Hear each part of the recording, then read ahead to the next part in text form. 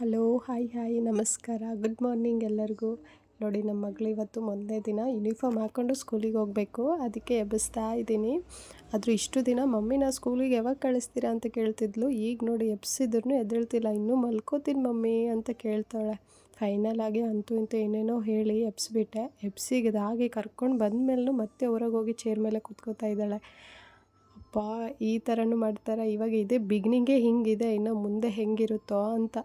ಆಮೇಲೆ ವಾಶ್ರೂಮಿಗೆ ಕರ್ಕೊಂಡೋದೆ. ವಾಶ್ರೂಮಲ್ಲಿನೂ ಬ್ರಷ್ ಮಾಡಿಸ್ತಾ ಇದ್ದರೆ, ಮಮ್ಮಿ ವೀಡಿಯೋ ಮಾಡಬೇಡ ಮಮ್ಮಿ, ಯಾಕೆ ವೀಡಿಯೋ ಮಾಡ್ತಿದ್ದೀಯಾ ಅಂತ ಕೇಳ್ತಾಳೆ.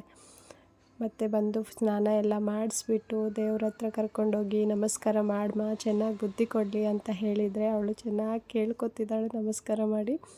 ನಾನು ಇಷ್ಟೇ ಹೇಳಿದ್ದು, ಬಟ್ ಆದರೂ ಅವಳು ಕೆಳಗಡೆನೂ ನಮಸ್ಕಾರ ಮಾಡಿ ಚೆನ್ನಾಗಿ ಬುದ್ಧಿ ಕೊಡಪ್ಪ ದೇವ್ರೆ ಅಂತ ಕೇಳ್ಕೊತಾ ಇದ್ದಾಳೆ. ಆಮೇಲೆ ಕರ್ಕೊಂಡು ಬಂದು ಯೂನಿಫಾರ್ಮ್ ಹಾಕಿದೆ. ಯೂನಿಫಾರ್ಮ್ ನೋಡಿ ಎಷ್ಟು ಕ್ಯೂಟಾಗಿದೆ ಅಲ್ಲ ನಮ್ಮ ಮಗಳಿಂದು. ಅವಳು ಕರೆಕ್ಟ್ ಸೈಜ್ ಸಿಕ್ಬಿಟ್ಟಿದೆ. ತುಂಬ ಕ್ಯೂಟಾಗಿ ಕಾಣಿಸ್ತಿದ್ದಾಳೆ ಯೂನಿಫಾರ್ಮಲ್ಲಿ.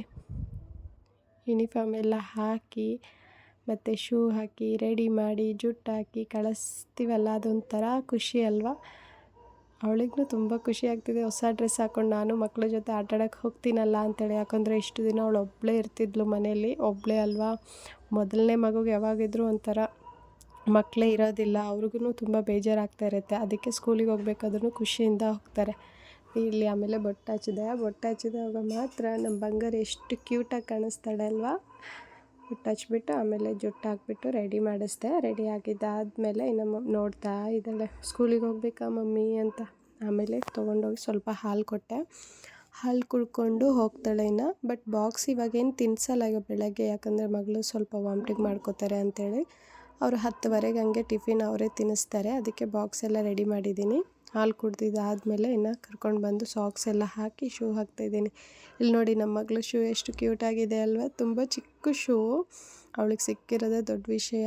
ಸಿಕ್ಕಿದೆ, ಬಟ್ ಖುಷಿ ಆಯಿತು. ಹಾಕ್ಕೊಂಡು ಇನ್ನು ರೆಡಿಯಾಗಿ ಕೆಳಗಡೆ ಹೋಗಿಬಿಟ್ಟಿದ್ದಾಳೆ. ಮಮ್ಮಿ ನಾ ಹೋಗ್ತೀನಿ ಬಾ ಅಂತೇಳಿ ಅವ್ರ ಪಪ್ಪನ ಕರೆದ್ಬಿಟ್ಟು, ಪಪ್ಪ ಡೈಲಿ ನೀನೇ ಬಿಡಬೇಕು ಇನ್ಮೇಲೆ ಅಂತೇಳಿ ಹೇಳ್ತಿದ್ದಾಳೆ ಅವ್ರ ಪಪ್ಪಗೆ. ಓಕೆಮ್ಮ ಅಂತ ಅವರಪ್ಪ ಹೇಳಿ ಕರ್ಕೊಂಡು ಕೂತಿಸ್ಕೊಂಡು ಹೋಗ್ತಿದ್ದಾರೇನೋ.